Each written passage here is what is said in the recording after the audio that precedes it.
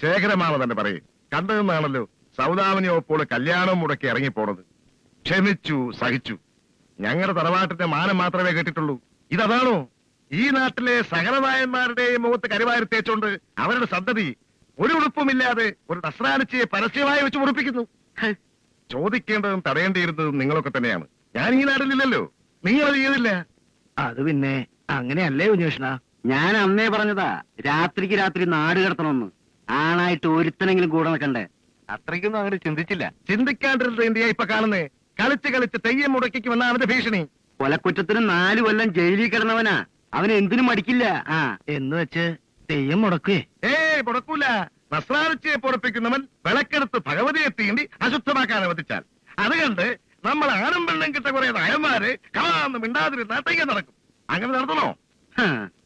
തെയ്യം നടത്തുന്നത് തറവാട്ടിന്നാണെങ്കിലും ഭഗവതി നാടിന്റെയാ. കോപിച്ചാൽ അനുഭവിക്കാൻ പോകുന്നത് ഞങ്ങള് മാത്രമല്ല, നാടടക്കമാ. എന്താ ചെയ്യാ കുഞ്ഞുകൃഷ്ണ? ചെയ്യേണ്ടതൊക്കെ ഞാൻ ചെയ്യാം. കൂടെ നിൽക്കാൻ പറ്റുമോ? ഞാൻ നിൽക്കും.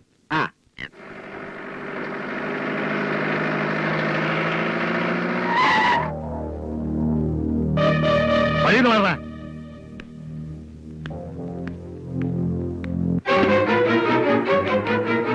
ആണുങ്ങളില്ലാത്തവൻ വീട്ടിൽ കയറി വന്ന് ഭീഷണിപ്പെടുത്തുകയും തെറി വിളിക്കുകയും ചെയ്യുന്നത് തറവാട്ടി പറഞ്ഞവർക്ക് പറഞ്ഞിട്ടുള്ളതല്ല. പൂമംഗലത്തെ ചോര തന്നെ ഞാനും. എന്റെ കാരണന്മാർക്ക് ചീത്തപ്പേരുണ്ടാക്കുന്നു. ചെറിയ മോനാണെങ്കിൽ ഓർക്കില്ല.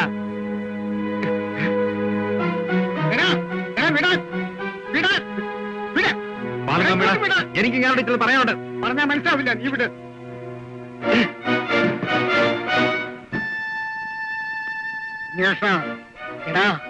പണ്ട് ഇവന്റെ അമ്മ ഇറങ്ങിപ്പോന്നപ്പോൾ രാവ് വെളുക്കുന്നതിന് മുമ്പ് ഇവന്റെ തന്റെ തല്ലാനും കൊല്ലാനും നീ ആളെ. അന്ന് എന്റെ കയ്യിൽ നിന്ന് കിട്ടിയ എന്റെ ചൂട് ഇപ്പോഴും നീ മറന്നു കാണില്ല. എനിക്കേ വയസ്സായുള്ളൂ. ഇവൻ ചെറുപ്പമാ. നിന്നെപ്പോലെ കഴിക്കൂലെന്നിട്ടുള്ള തഴമ്പല്ല കഴിച്ച് അന്തസ്ഥായി പണിയെടുത്ത് തഴമ്പിച്ചതാ. ഒന്ന് തന്നാൽ നീ എഴുന്നേൽക്കാൻ 3 മാസം പിടിക്കും.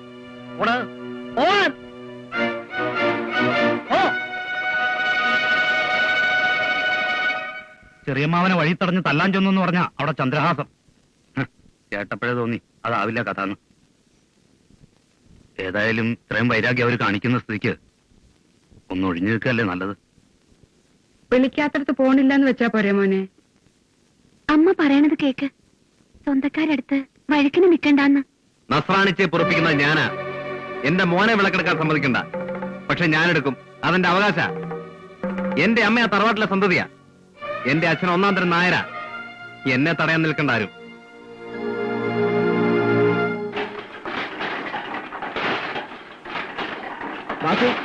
ഒരാൾ വന്നിട്ടുണ്ട്.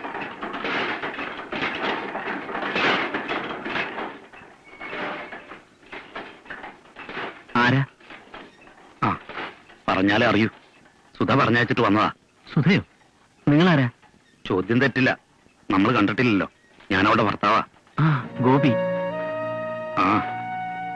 ഒഴിവാക്കാനാവാത്തൊരു സാഹചര്യം ആയതുകൊണ്ടാ താൻ ഇവിടെ ഉണ്ടെന്നുള്ള കാര്യം അവൾ എന്നോടെങ്കിലും പറഞ്ഞത്. എന്താ കാര്യം? നാളെ തെയ്യമാണ്. ഞാനതൊക്കെ പണ്ടേ ഉപേക്ഷിച്ചതാ. പറയണത് കേൾക്കുക. വിളക്കെടുക്കുമെന്ന് ഉണ്ണി, പടികടന്ന കാലുവെട്ടുന്ന് രഘു, വാശിമൂത്ത് തന്റെ അച്ഛൻ, കലക്ക വെള്ളത്തിൽ മീൻ പിടിക്കാൻ തന്റെ ചെറിയച്ഛൻ. ആവുന്നതും പറഞ്ഞു നോക്കി. എല്ലാവർക്കും ഭ്രാന്താ. കൂടെ വന്ന തറവാട്ടുമുറ്റത്ത് ചോര വീഴാണ്ട് നോക്കാം. തകപ്പത്താരെ, തന്നോട് മാത്രം വരാൻ പറഞ്ഞത് കാര്യത്തിന് താനേ ഉതകൂന്നുള്ളതുകൊണ്ടാ. നമ്പ്യാര് പറയാ, ഞാൻ എന്തിനും തയ്യാർ. ഈ ഉണ്ണികൃഷ്ണന്റെ ശല്യം ഇനി ഈ നാട്ടുകാർ ചുമക്കേണ്ടി വരില്ല. മട്ടാഞ്ചേരിയിൽ നിന്ന് എന്റെ ആൾക്കാർ എത്തിക്കഴിഞ്ഞു. അവനെങ്ങി വരട്ടെ വിളക്ക് കൊടുത്താൽ. പിന്നത്തെ കാര്യം അവർ നോക്കിക്കോളൂ.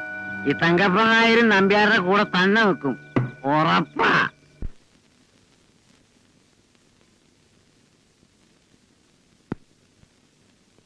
അച്ഛൻ ഭയപ്പെടണ്ട. കർമ്മങ്ങൾ മുടക്കാൻ വന്നതല്ല. ഇനി ഒരിക്കലും ഈ നാട്ടിലേക്ക് വരില്ലെന്ന് ഉറപ്പിച്ചത്. പക്ഷെ വരേണ്ടി വന്നു. നിങ്ങൾക്കാർക്കും വേണ്ടിയല്ല, ഉണ്ണിക്ക് വേണ്ടി. അവൻ കൊലപാതകയായി ജയിലിൽ കിടന്നു. ഞാൻ കാരണം. എന്റെ പെങ്ങളെ ഗോപി അറിയണം. അവൻ വേണ്ടെന്ന് വെച്ചു. എന്റെ വാക്കെടുക്ക. ഇനി അവന്റെ മുഖത്ത് നോക്കാൻ എനിക്ക് അവകാശമില്ല.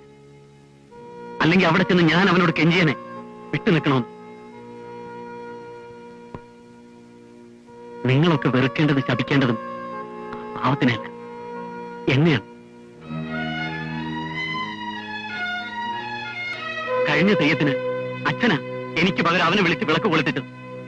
അവനുള്ളപ്പോ ഇളയവനായ ഇവനെ കൊണ്ട് വിളക്ക് കൊളുത്തിക്കാൻ അവന്റെ മനസ്സ് സമ്മതിക്കില്ല. അച്ഛൻ അംഗീകരിച്ചാലും ഇല്ലെങ്കിലും അവൻ ഇവിടത്തെയാ. എന്റെ രഘുവിന്റെ ചോര തന്നെ അവന്റെ.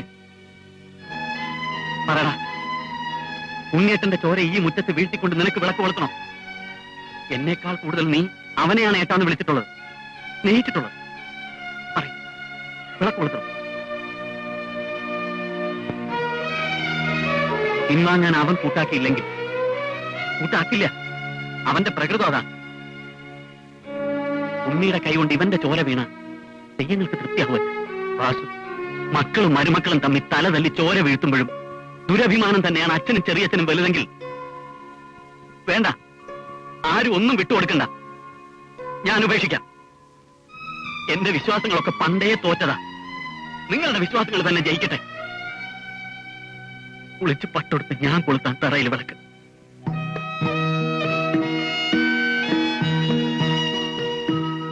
എന്നെ മുന്നിൽ കണ്ടാൽ വിളക്ക് തൊഴുത് മാറി നിൽക്കാനേ കഴിയൂ. അവൻ എതിർക്കാൻ അവന്റെ മനസ്സ് അനുവദിക്കില്ല. എനിക്കറിയാം എന്റെ ഉണ്ണിയെ. ഉണ്ണി പോകരുത്. വേണ്ടാന്ന്. ഉണ്ണി, പിറകിൽ നിന്ന് വിളിക്കരുത്. സൽക്കർമ്മത്തിനാണ് ഞാൻ പോകുന്നത്.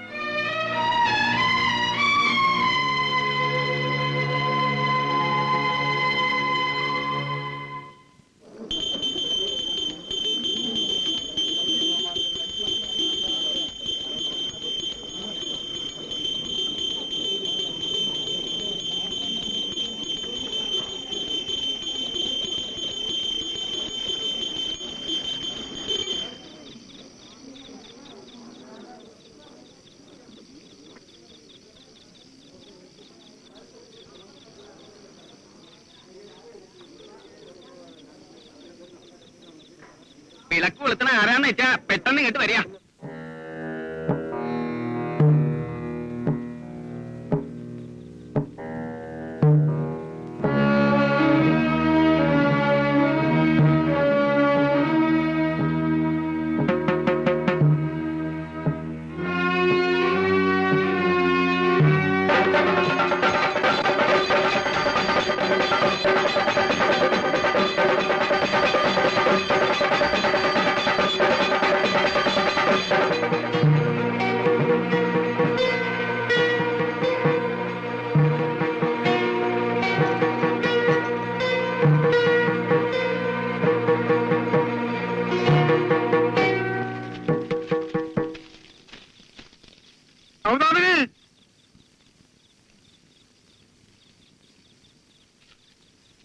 ഉണ്ണി എവിടെ പോയോ? പോയി. അവനെ തടയണം. ഏത് വിധയിലും പിന്തിരിപ്പിക്കണം. കുഞ്ഞികൃഷ്ണൻ അവനെ ചതിക്കും. മട്ടാഞ്ചേരിയിൽ അവൻ ആൾക്കാരെ ഇറക്കിയിട്ടുണ്ട്.